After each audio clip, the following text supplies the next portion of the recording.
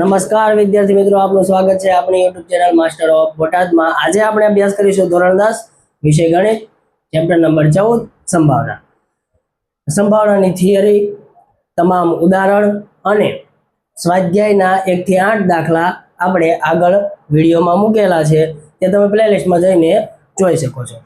હવે આપણે શરૂઆત કરશું દાખલા નંબર 9 ની।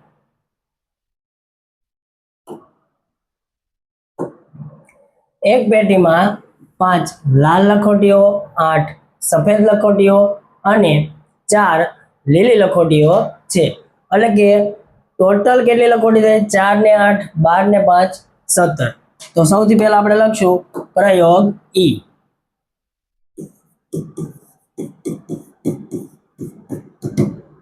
કુલ પરિણામ અથવા તો કુલ લખોટીઓની संख्या तो के 17। હવે વિદ્યાર્થી મિત્રો અહીંયા આપણને કેટલા પ્રશ્ન પૂછ્યા છે?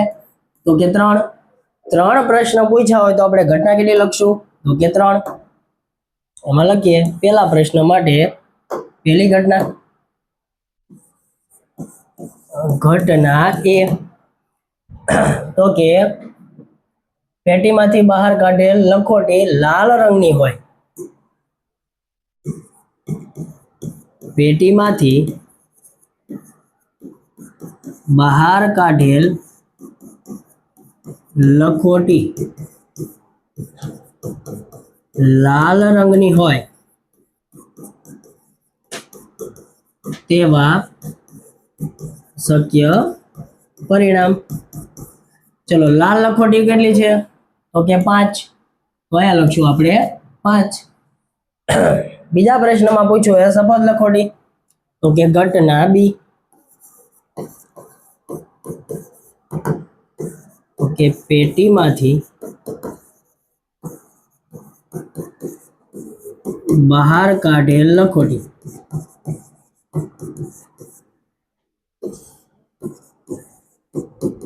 सफेद रंगनी होय तेवा शक्य परिणाम। चलो सफेद लखोटी કેટલી છે? તો કે 8। તો એની અંદર આપણે લખશું 8।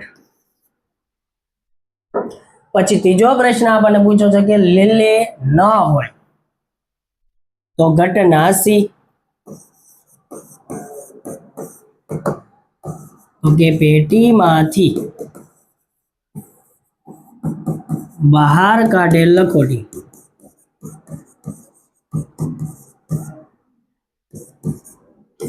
લીલા રંગની ન હોય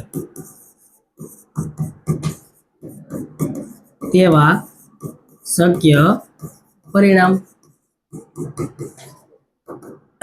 ચલો અહીં આપણને એમ કીધું છે કે લીલા રંગની ન હોય તો લીલા રંગની ટોટલ લખોટી કેટલી છે?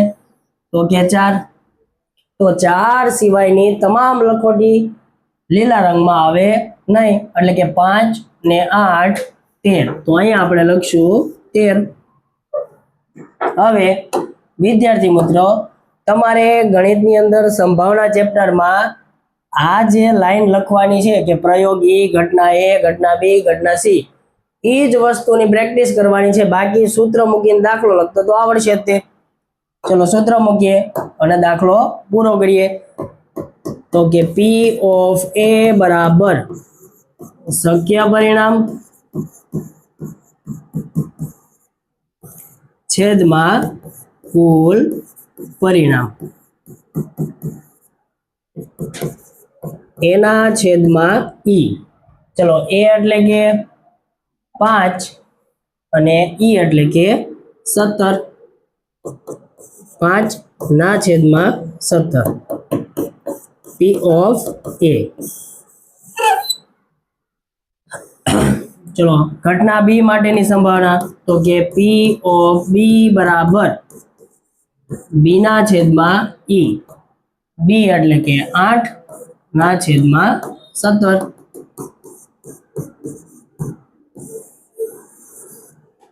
अने घटना सी नी संभावना तो के P ऑफ C, C ना छेद में E।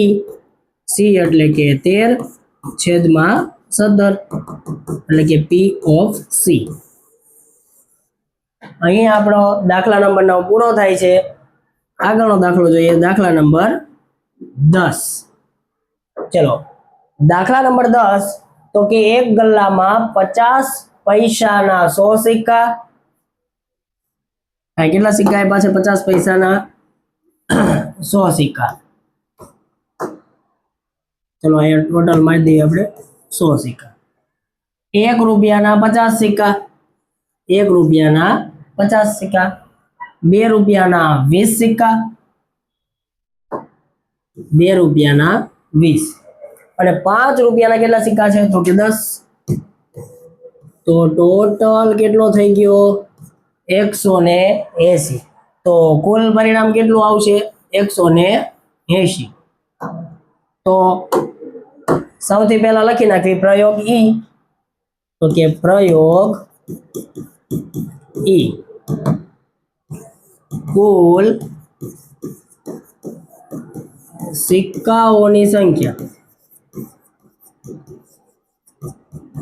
તો કે 180. હવે આની અંદર આપણને કેટલા પ્રશ્ન પૂછાય? તો કે 2.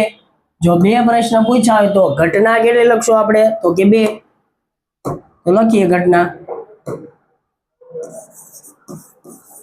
ઘટના એ, તો કે પહેલો પ્રશ્ન આપણને શું પૂછ્યો કે પાત્રમાંથી કોઈક સિક્કો બહાર કાઢવામાં આવે છે અને તે સિક્કો 50 પૈસાનો હશે, તેની સંભાવના કેટલી? તો કે પાત્રમાંથી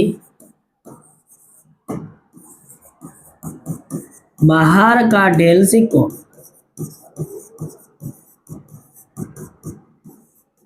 50 પૈસાનો હશે તેવા શક્ય પરિણામ. ચલો, 50 પૈસાના સિક્કા કેટલા આપેલા છે? તો કે 100.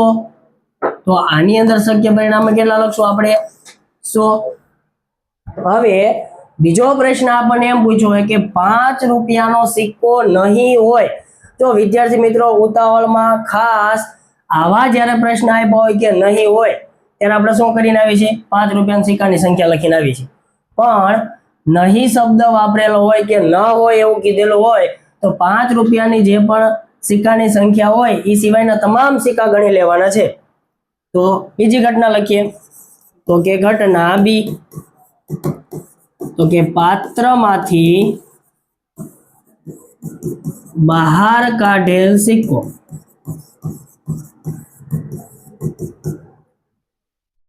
5 રૂપિયાનો નહીં હોય. 5 રૂપિયાનો સિક્કો હશે નહીં અથવા તો નહીં હોય તેવા શક્ય પરિણામ. ચલો, 5 રૂપિયાના કેટલા સિક્કા છે? તો કે 10. તો 180 માંથી આપણે 10 બાદ કરીએ તો કેટલા વધશે? તો કે 170. અહીંયા લખશું આપણે 170. સૂત્ર લખીને દાખલો પૂરો કરશું.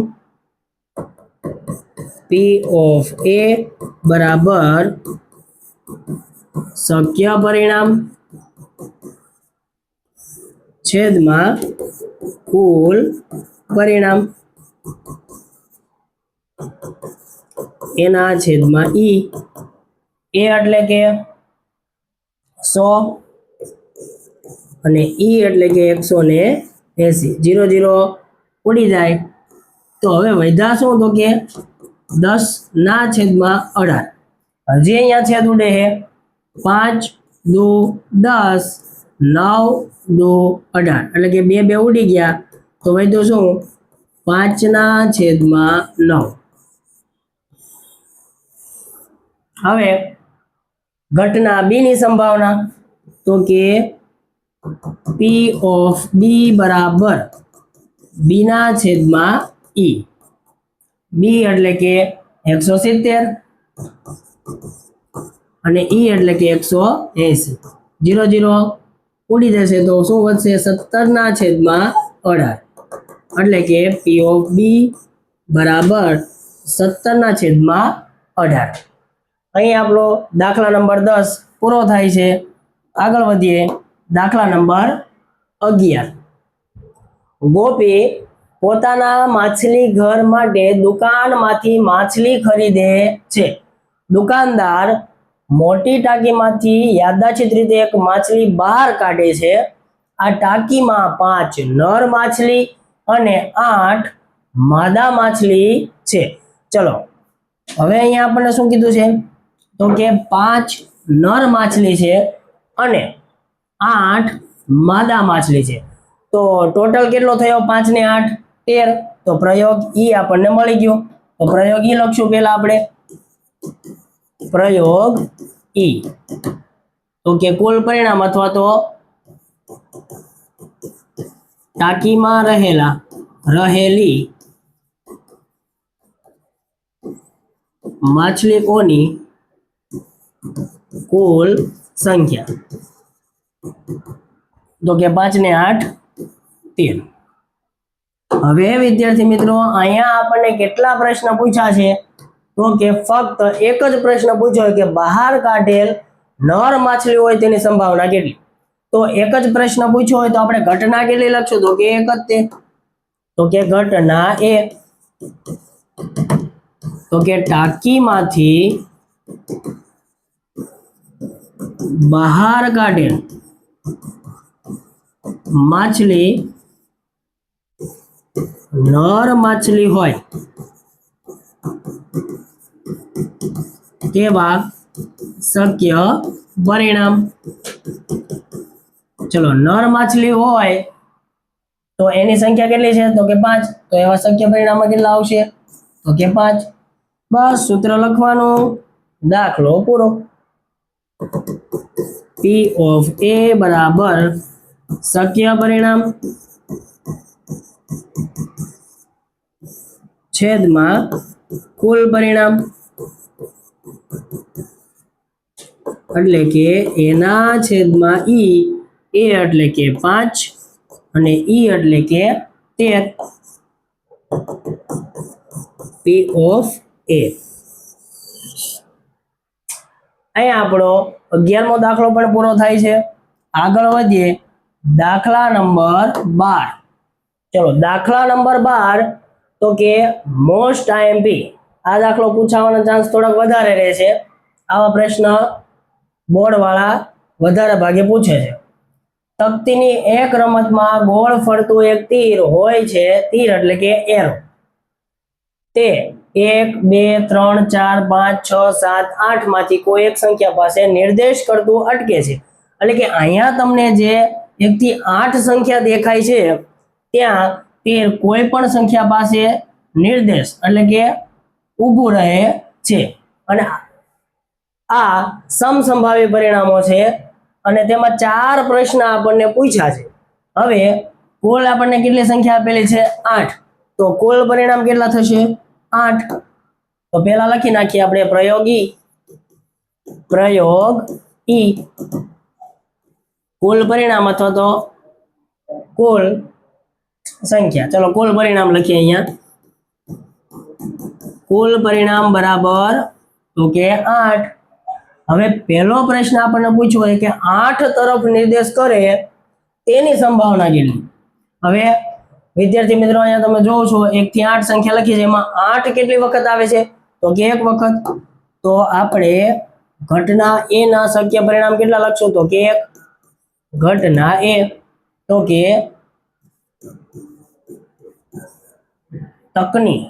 તકતી. ચલો અથવા તો ડાયરેક્ટ લખીએ આપણે તીર 8 તરફ નિર્દેશ કરે તેવા શક્ય પરિણામ. ચલો 8 કેટલી વખત આવે છે તો કે એક વખત. બીજો પ્રશ્ન પૂછ્યો છે તો કે અયુગ્મ સંખ્યા તરફ. ચલો વિદ્યાર્થી મિત્રો અયુગ્મ એટલે કે એકી સંખ્યા. એકી સંખ્યા એટલે કે 1 3 5 7. તો 1 થી 8 ની અંદર અયુગ્મ સંખ્યા કેટલી આવે છે તો કે 4. તો એ લખશું આપણે ઘટના બી તો કે તીર અયુગ્મ સંખ્યા તરફ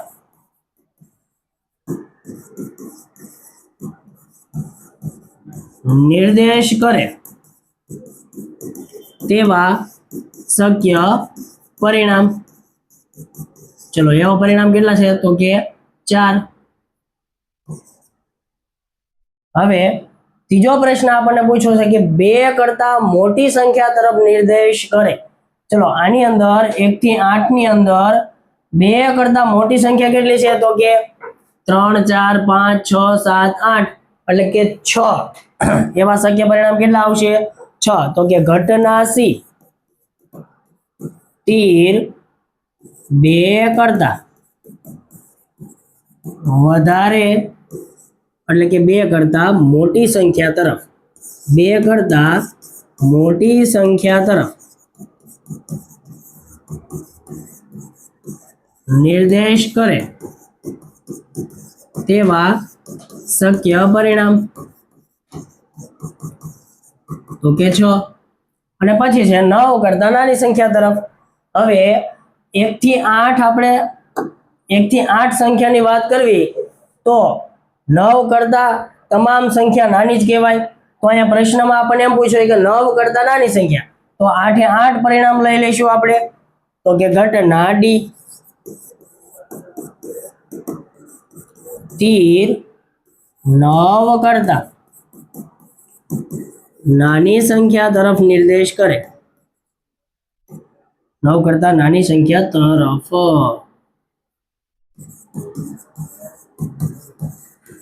નિર્દેશ કરે તેવા શક્ય પરિણામ. ઓકે 8 એ 8 તમામ પરિણામ એવા છે કે જે 9 કરતા નાના છે. હવે સૂત્ર લખશો અને દાખલાને પૂરો કરશું.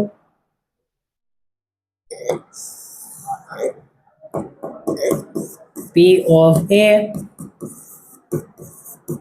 શક્ય પરિણામ છેદમાં કુલ પરિણામ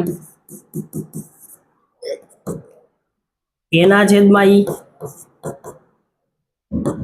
એ એટલે કે 1 અને ઈ એટલે કે 8. આને તમે પોઈન્ટમાં પણ જવાબ લખી શકો અને અહીંયા લગી દાખલો લખશો તો પણ 1 માર્ક પણ કપાશે નહીં. બીજી ઘટના માટેની સંભાવના તો કે P of B બરાબર B ના છેદમાં ઈ. B ના છેદમાં ઈ એટલે કે 4 ના છેદમાં 8 4 દુ 8 1 ના છેદમાં 2. અહીંયા લગી તમે દાખલો ગણો તો પણ ચાલે અને જો 0.5 લખો તો પણ ચાલે.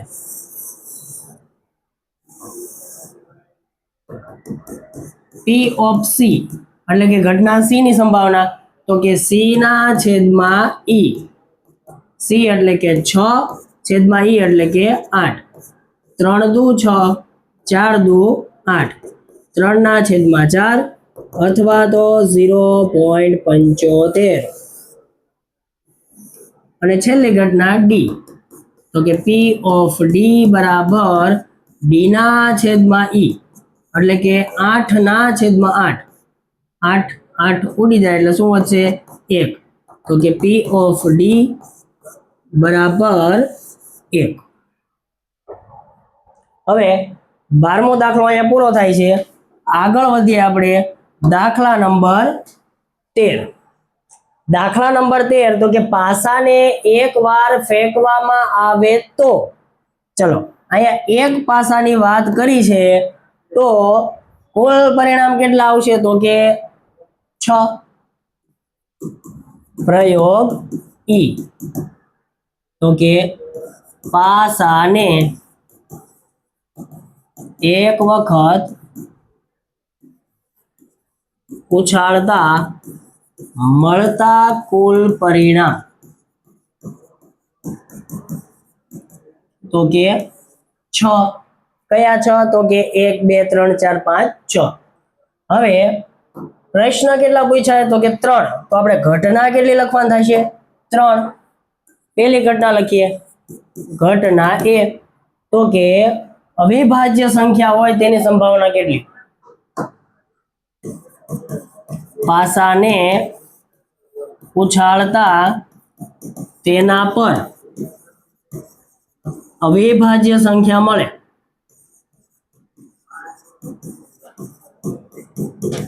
તેવા શક્ય પરિણામ. પછી બીજો પ્રશ્ન આપણને પૂછ્યો છે 2 અને 6 ની વચ્ચેની સંખ્યા હોય તો ઘટના બી.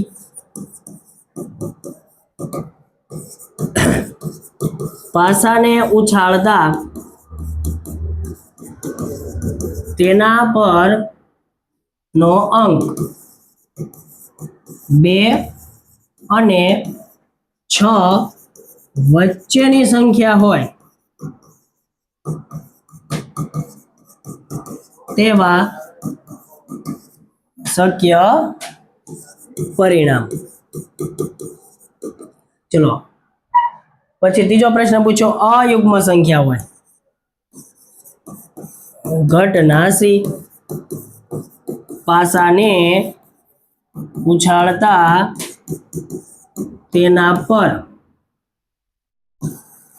અયુગ્મ સંખ્યા મળશે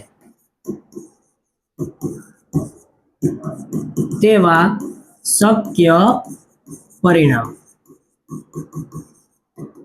હવે જો વિદ્યાર્થી મિત્રો 6 પરિણામ કયા છે તો કે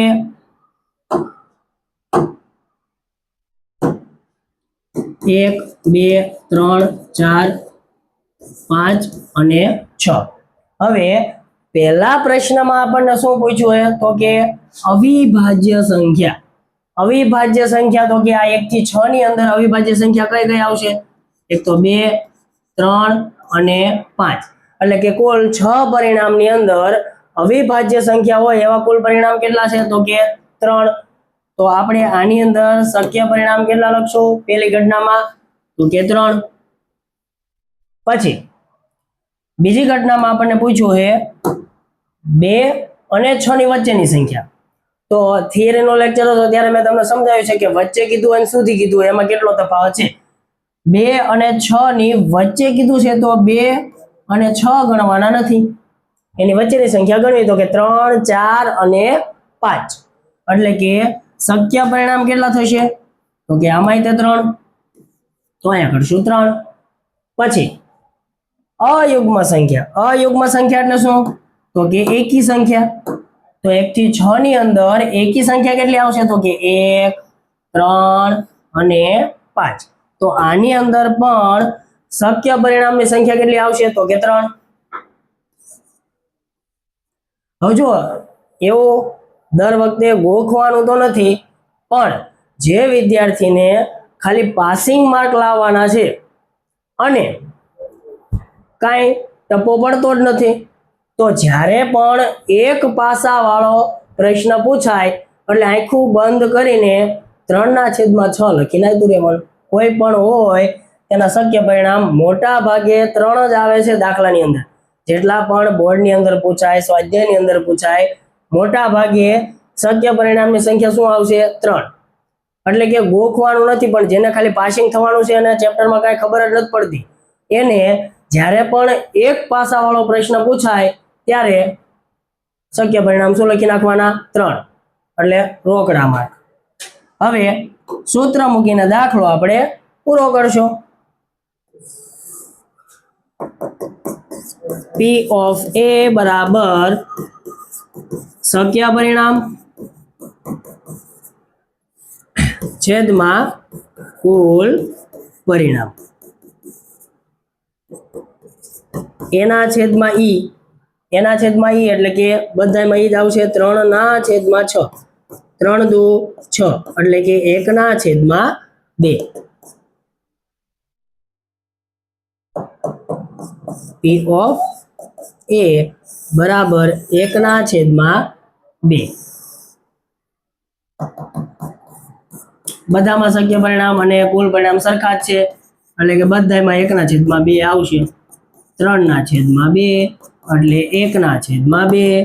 P પી ઓફ બી બરાબર 1/2. ત્રીજી ઘટના તો કે પી ઓફ સી તો કે C/E એટલે કે 3/6 એટલે કે 1/2. અહીંયા આપણો 13મો દાખલો પૂરો થાય છે. હવે વિદ્યાર્થી મિત્રો પત્તાવાળા દાખલા આગળ આવી ગયા છે અને થિયરીમાં પણ આપણે પત્તા વિશે ડિટેલમાં ભણાવેલું છે. તો આ દાખલો તમારે હોમવર્કમાં વ્યવસ્થિત રીતે ગણવાનો છે અને જો આ દાખલો ન આવડે તો કોમેન્ટમાં મને જણાવજો એટલે આનો વિડીયો પણ આપણે બનાવી દઈશું. હવે જો તમને હું હિન્ટ આપી દઉં છું.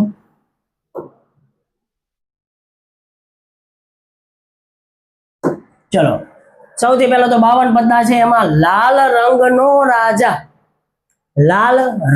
રાજા રંગની વાત કરીએ એટલે બે વકલ પડે, બે ની અંદર એક એક આવે એટલે કે 2 રાજા આવશે. કુલ પરિણામ 12. 2/52 એટલે કે 1/26. તમારા દાખલો વ્યવસ્થિત હોમવર્કમાં ગણવાનો છે. અહીંયા હું તમને ખાલી હિન્ટ આપી દઉં. હવે મુખ્ય મુદ્રા વાળું પત્તું હોય તો 52 પત્તાની અંદર મુખ્ય મુદ્રા વાળા કેટલા પત્તા હોય છે તો કે 3 3 3 એટલે કે 12/52. લાલ રંગનું મુખ્ય મુદ્રા વાળું પત્તું હોય તો લાલ કલરના મુખ્ય મુદ્રા વાળા કેટલા થશે તો કે કલરની વાત કરીએ તો 6, ખાલી મુખ્ય મુદ્રા વાળા કે તો 12 અને પ્રોપર કોઈ વકલની વાત કરી હોય ચરકટ, કાળી, ફૂલની, લાલ મુખ્ય મુદ્રા વાળાની તો 3. બરોબર એટલે 6/52. લાલ નો ગુલામ, લાલ રંગનો ગુલામ નથી કીધું, લાલ નો ગુલામ. લાલના 13 પત્તા આવે એની અંદર ગુલામ કેટલા આવશે 1 એટલે 1/52. કાળીનું પત્તું કયું પત્તું એ આપણને કાંઈ શોખ પાડ્યો નથી, ખાલી આપણને કીધું છે કે કાળીનું પત્તું. તો કાળીના કેટલા પત્તા આવશે તો કે 13 એટલે 13/52. છેદ ઉડાડજો પાછા તમે. ચોકટની રાણી, અહીંયા આપણને શોખ પાડી કીધું છે કે ચોકટનું જ પત્તું છે અને એમાંય તો કયું પત્તું છે તો કે રાણી એટલે ચોકટની રાણી કેટલી આવશે 1 તો કે 1/52. અહીંયા આપણો લેક્ચર પૂરો થાય છે. જો તમને વિડીયો પસંદ આવ્યો હોય તો વિડીયોને લાઈક કરજો, શેર કરજો અને હજુ સુધી જો તમે ચેનલને સબસ્ક્રાઇબ ન કરી હોય તો ચેનલને સબસ્ક્રાઇબ કરજો. હવે મળશું આપણે આવતા લેક્ચરમાં. ત્યાં સુધી સૌને જય હિન્દ, જય ભારત.